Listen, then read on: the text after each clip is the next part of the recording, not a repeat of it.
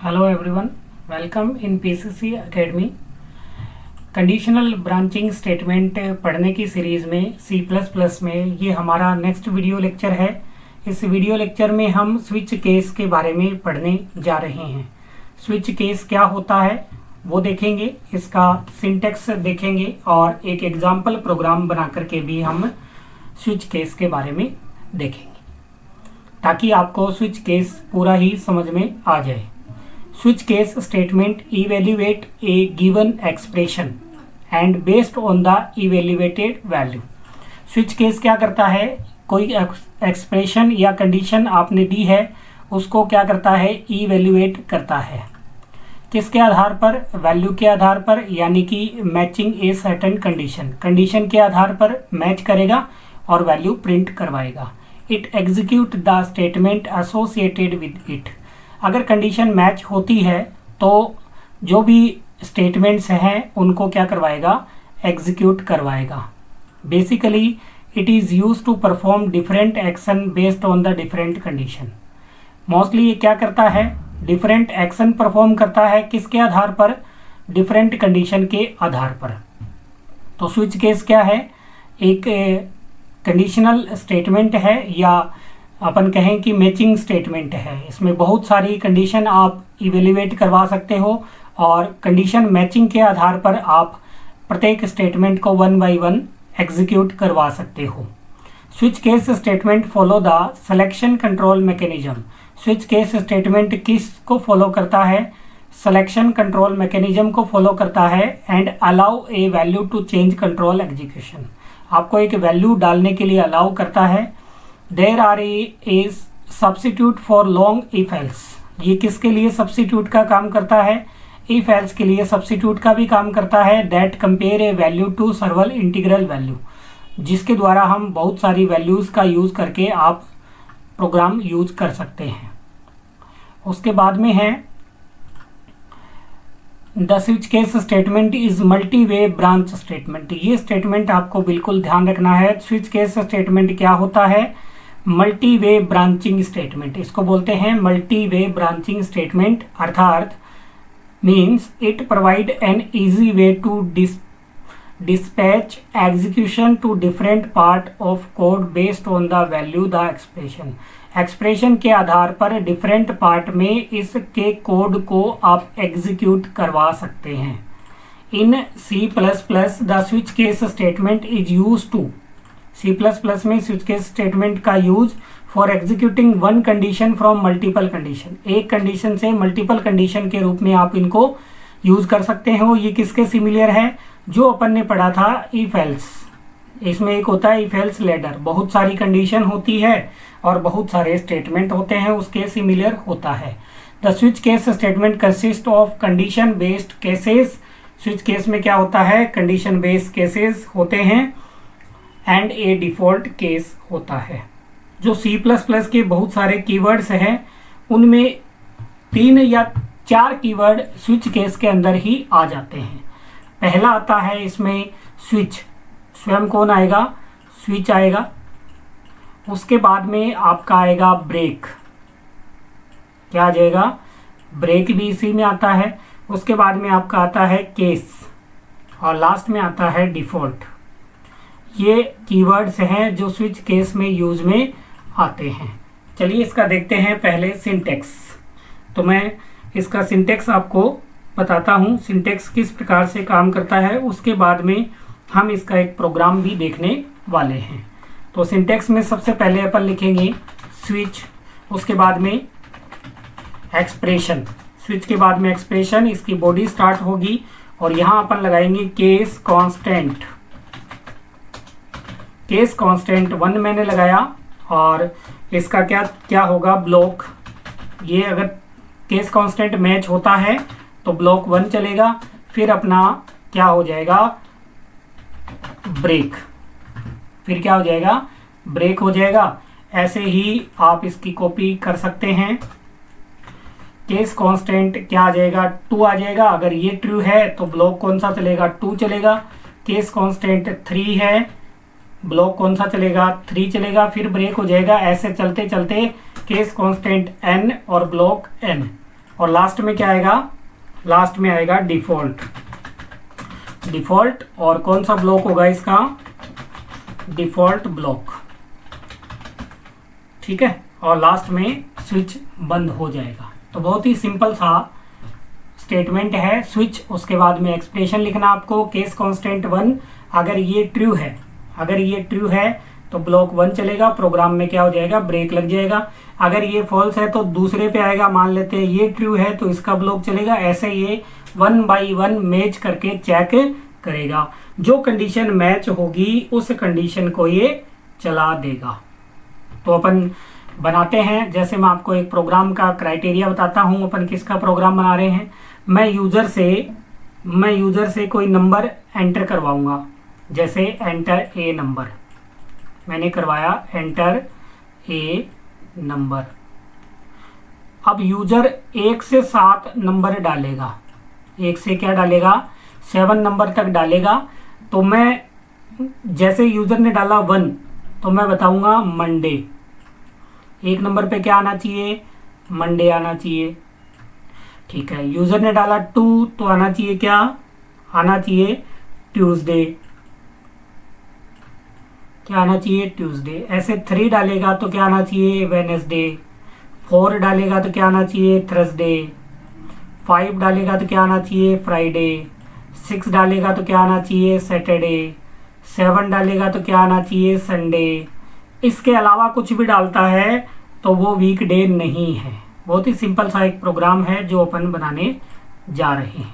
देखिए, इससे आपको इसका कॉन्सेप्ट समझ में आने वाला है। ये पीछे वाला प्रोग्राम मैं रिमूव कर देता हूँ।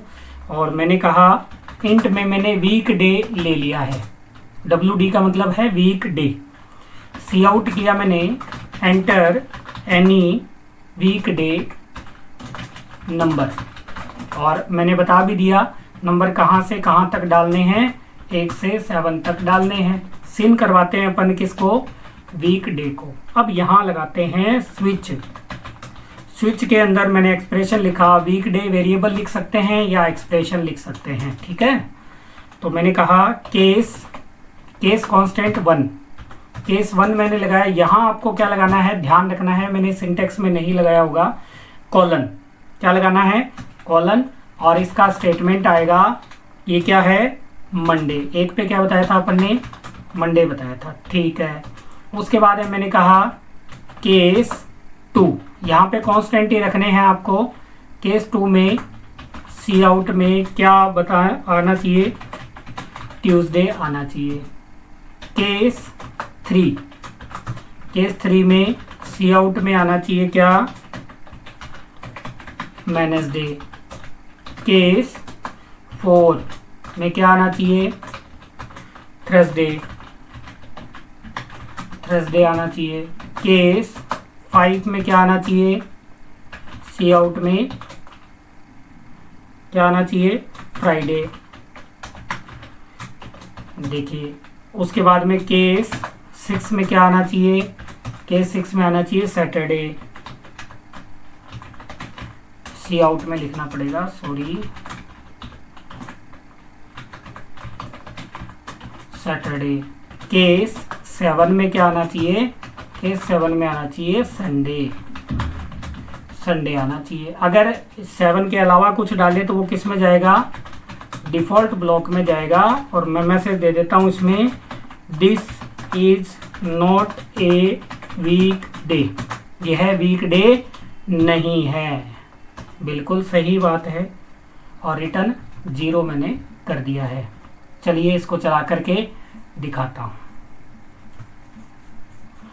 यहाँ पर मिस्टेक है, सेमी कॉलन लगा दिया, ध्यान रखना आपको कॉलन लगाना है।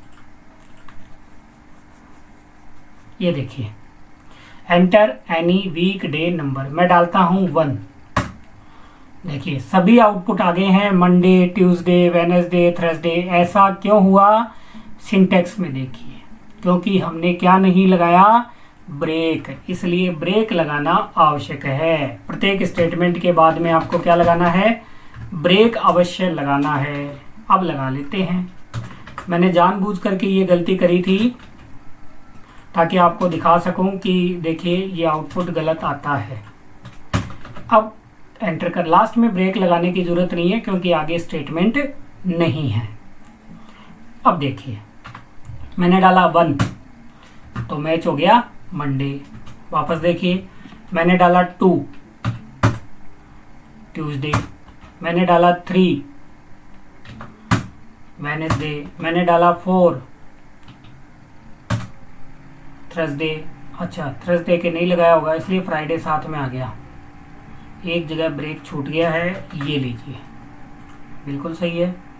5 डालते हैं, अब वैल्यू डालते हैं 5 फ्राइडे, 6 सैटरडे, 7 संडे।